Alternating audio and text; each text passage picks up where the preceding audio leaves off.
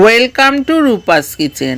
আজকে শুক্রবার। আজকে আমার লাঞ্চ থালিতে রয়েছে ভাত, কাঁচা লঙ্কা, গন্ধরাজ লেবু, উচ্ছে কুমড়ো ভাজা, হলুদ, নুন, গোলমরিচ দিয়ে আমি আলাদা করে দুটো ভেজে নিয়েছি।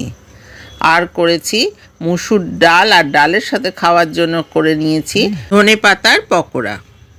ধনে পাতা কুচি করে নুন, হলুদ, চালের গুঁড়ো, বেসন দিয়ে ব্যাটার তৈরি করে ভেজে নিয়েছি। আর করেছি মালাই চিকেন। প্রথমে চিকেনটাকে গোলমরিচ গুঁড়ো আর দই দিয়ে ঘন্টাখানেক মেখে রেখে দিয়েছি। তারপর কড়াইয়ে তেল দিয়ে আলুটা ভেজে নিয়েছি। তারপর চিকেনটাকে নাড়াচাড়া করে পেঁয়াজ, আদা, রসুন, কাঁচা লঙ্কা, এলাচ একসাথে মিক্সিতে পেস্ট করে কষিয়ে নিয়েছি।